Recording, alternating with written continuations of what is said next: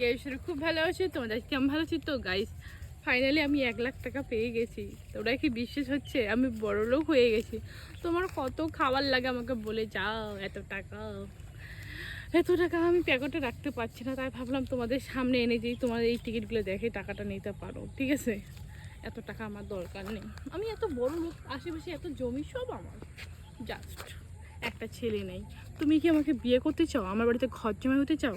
তো চলে আসো জলদি। এরকম টুকরা কত লাগবে এরকম এরকম এরকম করে মুখে মুখে ছুঁড়ে দেবো। আমার কাছে আসো। এই যে 1 লাখ টাকা আমার কিছুই না, আমি ফেলে দিচ্ছি। এমন 1 লাখ টাকা আমি কোনোদিনও কাছে রাখি না, ঠিক আছে? এদিকে দেখো জমিগুলো কার, সব আমার, ঠিক আছে? তারপরেও আমি নিজেকে অনেক গর্বিত করি, কিন্তু আমার একটা বর নেই।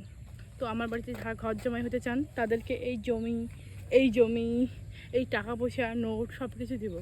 আর আমি অনেক বড় লোক, আমার বাড়িতে 3জন আছে, আমার মা বাবা আমি। তো ছেলেটা আসলে 4জন হবে, যা আছে 50-50 সব ভাগ হবে, তার নামে সব হয়ে যাবে। তাকে একটা বাড়ি দিব, তাকে একটা গাড়ি দিব, তাকে একটা সুন্দর একটা বউ দিব, আর ঘুরতে নিয়ে দেবো, রিচার্জ ওয়াইফাই যা লাগে সব কিছু দেবো, আর প্রত্যেক দিন ক্লাবে নিয়ে যাব। আর কি লাগে বলো? কোনো ছেলে এইরকম একটা মানে বউ পাইছে কি, বা গার্লফ্রেন্ড যদি লিভিং রিলেশন থাকতে যায় কোনো সমস্যা নেই, সেটাও থাকতে পারবো, কিন্তু শুধুমাত্র আমার বাড়িতে এসে থাকতে হবে।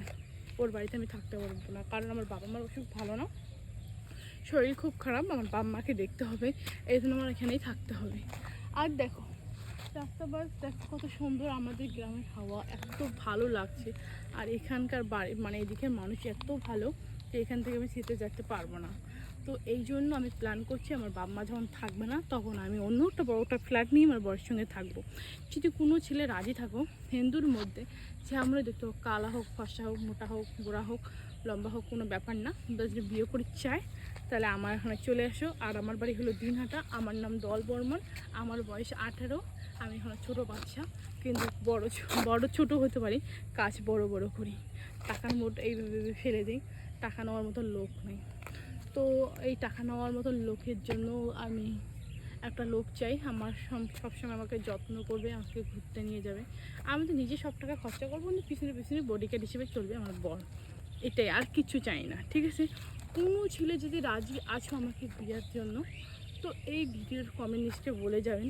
আর বেশি বেশি ভিডিওটা শেয়ার করবেন। যদি কোনো বন্ধুর বিয়ে হচ্ছে না, বাড়ি ঘর নেই, বাপ মা নেই, খুব গরিব, দেখতে কালা, তো সেই বিছানাটা পাঠিয়ে দেবেন। আর এই ভিডিও করবেন, ডলের সাথে কন্ট্যাক্ট করো, ডল বিয়েও করবে, ঠিক আছে? তো তাড়াতাড়ি চলে এসো। আর লোকেশনটা খুবই সুন্দর জায়গা আছে, দিনহাটা একদম সেই রকম জায়গাতে আছে। আর দিনহাটার চেংড়িগুলো হয় হট, যেমন হচ্ছে আমি হট, তো এমন চেংড়ির সাথে লাইন মারা মানে ভাগ্যর ব্যাপার। তো বেশি বেশি ভিডিওটা কমেন্ট করে জানান, আর মো বিয়ে করে কার চান। Bye bye.